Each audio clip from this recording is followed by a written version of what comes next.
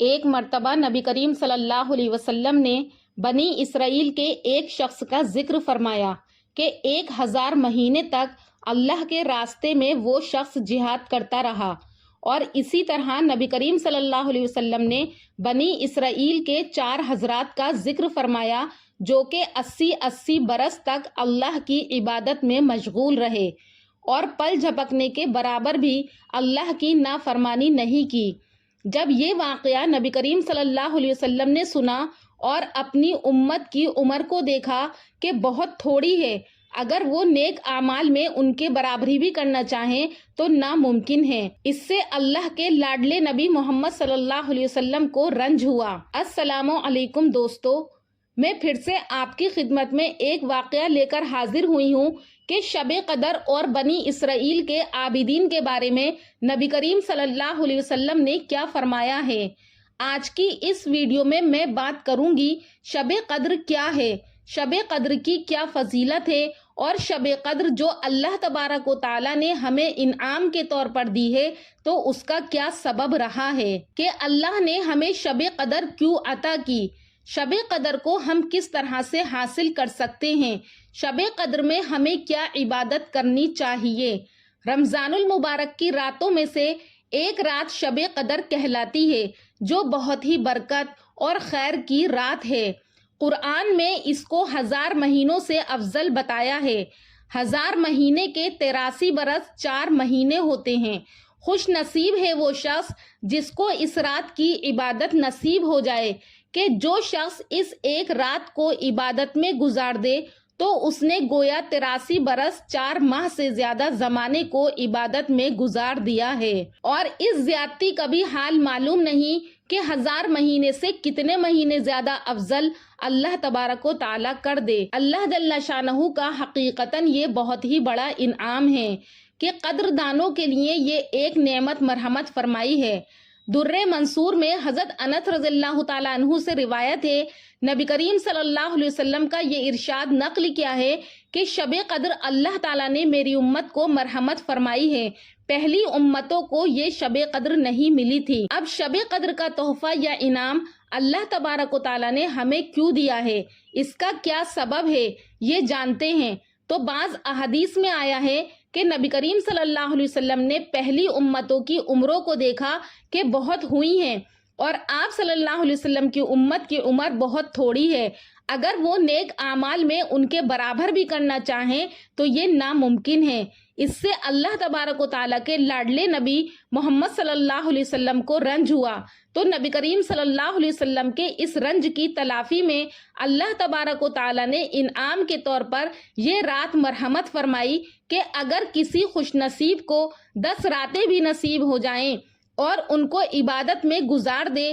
تو گویا 833 برس 4 مہینے سے بھی زیادہ زمانے کو اس نے عبادت میں گزار دیا۔ بعض روایات سے معلوم ہوتا ہے کہ نبی کریم صلی اللہ علیہ وسلم نے بنی اسرائیل کے ایک شخص کا ذکر فرمایا کہ 1000 مہینے تک اللہ تبارک و تعالیٰ کے راستے میں جہاد کرتا رہا، تو صحابہ کرام کو اس پر رشک آیا اور کہنے لگے کہ اے اللہ کے رسول، ہماری تو عمریں بھی اتنی نہیں ہیں کہ ہم اتنے دنوں تک کوئی اللہ کی راہ میں نیک کام کریں۔ تو پھر اللہ تبارک و تعالیٰ نے اس کی تلافی کے لیے شب قدر کا نزول فرمایا کہ ہم نے تم کو ایک رات دی ہے کہ اگر تم اس ایک رات میں عبادت کرو گے تو تم ان لوگوں کی عبادت کو پہنچ جاؤ گے جن کی عمریں زیادہ تھیں۔ اور ایک روایت میں ہے کہ نبی کریم صلی اللہ علیہ وسلم نے بنی اسرائیل کے 4 حضرات کا ذکر فرمایا، ایک حضرت ایوب علیہ السلام، دوسرے حضرت زکریا علیہ السلام، اور تیسرے حضرت حزقیل علیہ السلام، اور چوتھے حضرت یوشع علیہ السلام، کہ یہ لوگ 80 برس تک اللہ کی عبادت میں مشغول رہے اور پل جھپکنے کے برابر بھی اللہ کی نافرمانی نہیں کی۔ صحابہ کرام نے جب ان کا واقعہ سنا تو اس پر بھی صحابہ کرام رضی اللہ تعالی عنہم کو حیرت ہوئی، تو حضرت جبرائیل علیہ السلام حاضر خدمت ہوئے اور سورۃ القدر سنائی کہ یہ ایک رات ہے جس میں آپ لوگ عبادت کر کے ان لوگوں کی عبادت کے ثواب کو حاصل کر سکتے ہیں۔ اس کے علاوہ اور بھی روایات ہیں اور بہت سے واقعات ہیں جن کے ذیل میں یہ سورت نازل ہوئی۔ ایک ہی زمانے میں جب مختلف واقعات کے بعد کوئی آیت نازل ہوتی ہے تو ہر واقعے کی طرف اس آیت کی نسبت ہو سکتی ہے۔ بہرحال اس سورت کے نازل ہونے کا سبب کچھ بھی ہوا ہو، لیکن امت محمدیہ کے لیے اللہ تبارک و تعالیٰ نے یہ رات نازل کر کے یا شب قدر کے بارے میں ہمیں بتا کر بہت ہی بڑا ہمیں انعام دیا ہے۔ یہ رات اللہ ہی کا تحفہ ہے اور اس میں عمل بھی اس کی توفیق سے ہی میسر ہوتا ہے، ورنہ کتنے لوگ ایسے ہیں جو شب قدر کی راتوں میں جاگتے ہیں لیکن عبادت انہیں نصیب نہیں ہوتی۔ نبی کریم صلی اللہ علیہ وسلم کا ارشاد ہے کہ جو شخص لیلۃ القدر میں ایمان کے ساتھ اور ثواب کی نیت سے عبادت کے لیے کھڑا ہو تو اس کے پچھلے تمام گناہ معاف کر دیے جاتے ہیں۔ حضرت انس رضی اللہ تعالیٰ عنہ کہتے ہیں کہ ایک مرتبہ رمضان المبارک کا مہینہ آیا تو حضور صلی اللہ علیہ وسلم نے فرمایا کہ تمہارے اوپر ایک مہینہ آیا ہے جس میں ایک رات ہے جو 1000 مہینوں سے افضل ہے۔ جو شخص اس رات سے محروم رہ گیا گویا کہ ساری ہی خیر سے محروم رہ گیا، اور اس کی بھلائی سے محروم نہیں رہتا مگر یہ کہ وہ شخص جو حقیقتاً محروم ہی ہو۔ شب قدر وہ رات ہے جس میں اللہ تبارک و تعالیٰ نے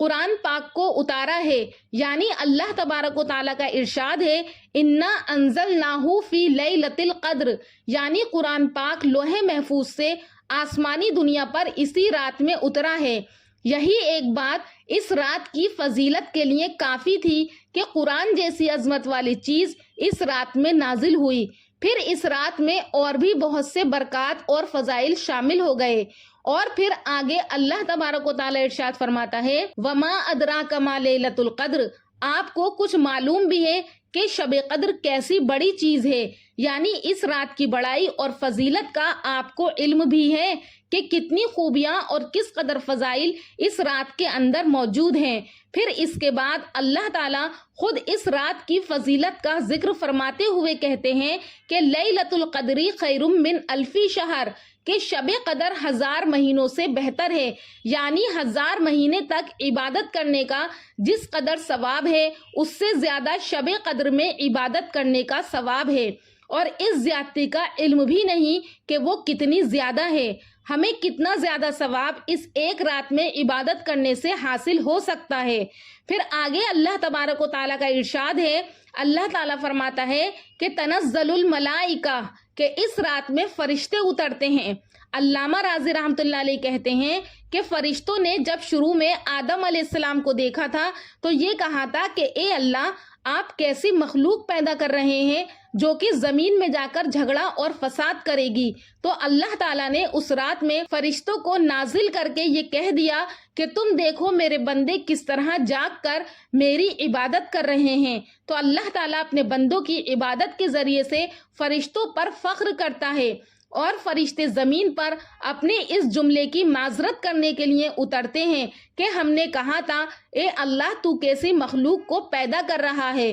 پھر آگے اللہ تبارک و تعالیٰ کا ارشاد ہے، اللہ تعالیٰ کہتا ہے کہ والروح فیہا، اور اس رات میں روح القدس یعنی حضرت جبرائیل علیہ السلام بھی نازل ہوتے ہیں۔ بعض حضرات کا کہنا ہے کہ یہاں پر روح سے مراد جبرائیل علیہ السلام نہیں بلکہ ایک بہت بڑا فرشتہ ہے کہ تمام زمین اور آسمان اس فرشتے کے ایک لقمے کے برابر ہیں، اور بعض کا کہنا ہے کہ اس سے مراد فرشتوں کی ایک مخصوص جماعت ہے جو اور فرشتوں کو بھی صرف لیلۃ القدر ہی میں نظر آتی ہے، اور بعض لوگوں کا کہنا یہ ہے کہ یہ اللہ کی کوئی خاص مخلوق ہے جو کہ زمین پر اترتے ہیں، یہ کھاتے بھی ہیں اور پیتے بھی ہیں لیکن نہ فرشتے ہیں اور نہ ہی انسان ہیں۔ اور بعض لوگوں کا کہنا یہ ہے کہ حضرت عیسیٰ علیہ السلام مراد ہیں جو امت محمدیہ کے کارنامے دیکھنے کے لیے فرشتوں کے ساتھ اترتے ہیں، اور بعض لوگوں کا کہنا یہ ہے کہ اللہ تعالیٰ کی خاص رحمت ہے، یعنی اس رات میں فرشتے نازل ہوتے ہیں اور ان کے بعد میری رحمت خاص نازل ہوتی ہے۔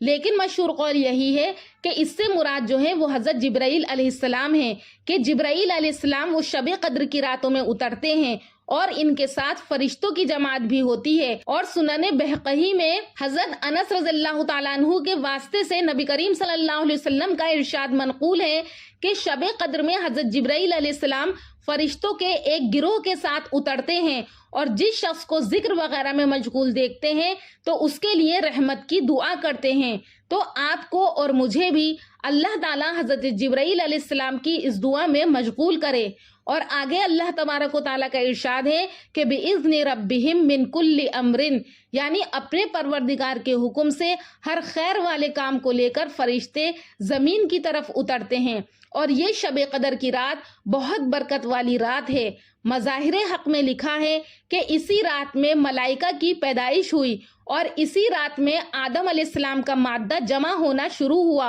اور اسی رات میں جنت میں درخت لگائے گئے، اور دعا وغیرہ کا قبول ہونا تو بہت ہی زیادہ روایات میں موجود ہے کہ اللہ تعالیٰ اس رات میں کثرت سے دعاؤں کو قبول فرماتے ہیں۔ اور در منصور کی ایک روایت میں ہے کہ اسی رات میں حضرت عیسیٰ علیہ السلام آسمان پر اٹھائے گئے اور اسی رات میں بنی اسرائیل کی توبہ قبول ہوئی۔ اور پھر آگے اللہ تبارک و تعالیٰ نے کہا کہ سلامن، کہ وہ رات سراپا سلام ہے، یعنی تمام رات فرشتوں کی طرف سے مومنین پر سلام ہوتا ہے، سلامتی ہوتی ہے کہ وہ ایک جاتے ہیں اور دوسرے آتے ہیں، جیسا کہ بعض روایت میں ہے، یا پھر یہ بھی مراد ہو سکتا ہے کہ یہ رات جو ہے وہ سلامتی والی رات ہے، شر سے، فساد سے، اسی طرح ہر برائی سے یہ رات کیا ہے؟ سلامتی والی رات ہے۔ پھر آگے اللہ تعالیٰ کا ارشاد ہے کہ ہیا حتی مطلع الفجر، اللہ تعالیٰ کہہ رہا ہے کہ شب قدر کی رات وہ صرف 1 یا 2 گھنٹے کے لیے نہیں ہے۔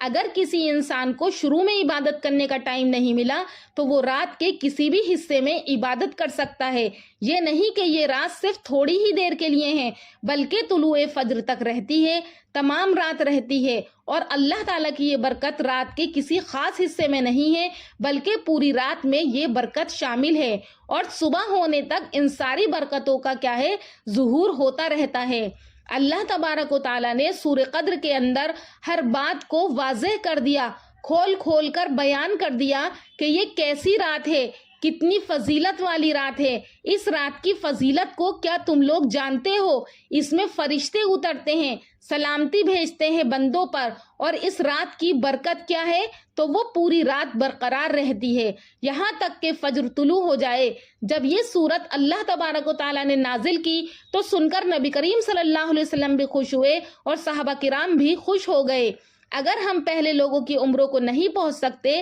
تو اللہ کا شکر ہے کہ اللہ نے ہمیں ایک رات ایسی انعام میں دے دی کہ ہم اس ایک رات میں عبادت کر کے ان لوگوں کی عبادت کے ثواب کو پہنچ سکتے ہیں۔ اور جگہ جگہ احادیث کے اندر شب قدر کی بہت زیادہ فضیلت ہے، ہمیں بھی اس کی فضیلت سے فائدہ اٹھانا ہے۔ اگر ہم جاگیں گے تو اللہ کی عبادت کریں گے، رات کو جاگ کر اللہ کی عبادت کے علاوہ فضول کاموں سے بچیں گے، تسبیحات کا اہتمام کریں گے، قرآن کریم کی تلاوت کریں، دعاؤں کا خوب ذکر کریں اور رو رو کر اللہ تبارک و تعالیٰ سے دعا مانگے۔ اس رات میں اللہ تبارک و تعالیٰ تقدیر کو لکھتا ہے، فیصلے ہوتے ہیں۔ اللہ تبارک و تعالیٰ ہمارے نصیب میں بھی بہتر فیصلہ لکھ دے۔ اور حضرت عائشہ رضی اللہ تعالیٰ عنہا سے روایت ہے، وہ فرماتی ہیں کہ لیلۃ القدر کو رمضان کے آخر عشرے کی طاق راتوں میں تلاش کرو، اور وہ رات 21، 23، 25، 27 اور 29 ہو سکتی ہے۔ لہٰذا ان 5 راتوں میں جاگ کر اللہ کی خوب عبادت کریں۔ اور ان راتوں میں ہمیں کیا پڑھنا چاہیے تو اس کے بارے میں بھی حضرت عائشہ رضی اللہ تعالیٰ عنہ کی حدیث ہے، وہ فرماتی ہیں کہ میں نے حضور صلی اللہ علیہ وسلم سے پوچھا کہ یا رسول اللہ، اگر مجھے شب قدر کا پتہ چل جائے تو میں کیا دعا مانگوں؟ تو حضور صلی اللہ علیہ وسلم نے فرمایا کہ تم یہ دعا پڑھو، اللہم انک عفو تحب العفو فاعف عنی، کہ اے اللہ تو بے شک معاف کرنے والا ہے اور پسند کرتا ہے معاف کرنے کو، پس معاف فرما دے مجھ سے بھی۔ سامعین، یہ نہایت جامع دعا ہے۔ اللہ تعالیٰ اپنے لطف و کرم سے آخرت کے مطالبے سے ہمیں معاف فرمائے، اس سے بڑھ کر ہمیں اور کیا چاہیے؟ حضرت سفیان ثوری رحمۃ اللہ علیہ کہتے ہیں، اس رات میں دعا کرنا زیادہ بہتر ہے بنسبت دوسری عبادات کے۔ لیکن ابن رجب رحمۃ اللہ علیہ کہتے ہیں کہ صرف دعا نہیں بلکہ مختلف عبادات کو جمع کرنا افضل ہے۔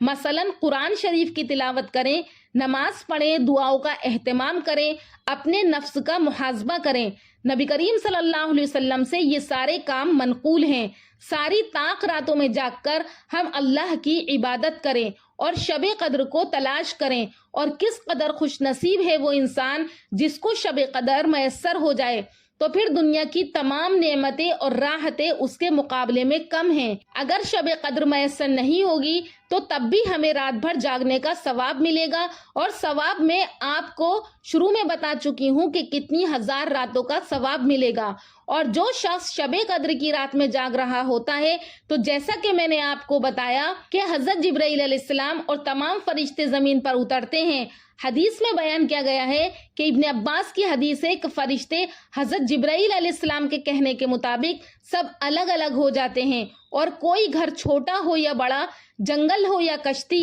ایسی نہیں ہوتی جس میں کوئی مومن ہو اور وہ فرشتہ مصافحہ کرنے کے لیے وہاں نہ جاتے ہوں۔ غرض یہ کہ جو مومن بندہ اللہ کی عبادت کر رہا ہوتا ہے تو تمام فرشتے اس شخص سے مصافحہ کرتے ہیں، لیکن یاد رہے فرشتے اس گھر میں داخل نہیں ہوتے جس میں کتا یا خنزیر ہو، یا حرام کاری کی وجہ سے جنبی موجود ہو، یا کسی چیز کی تصویر موجود ہو۔ مسلمانوں کے کتنے گھر ایسے ہیں جو کہ صرف گھر کو سنوارنے اور سجانے کی خاطر تصویریں لٹکاتے ہیں، اور اللہ کی اتنی بڑی نعمت اور رحمت سے اپنے ہاتھوں سے اپنے آپ کو محروم کر دیتے ہیں۔ گھر میں تصویر لٹکانے والا ایک شخص ہوتا ہے، لیکن وہ اس تصویر کو گھر میں لٹکا کر گھر کے سارے ہی لوگوں کو اس رحمت اور برکت سے کیا ہے، محروم کر دیتا ہے۔ تو ہمیں ان سب چھوٹی چھوٹی باتوں پر دھیان رکھنا ہے، اور اللہ تبارک و تعالیٰ کی خاص رحمت جو اس رات میں نازل ہوتی ہے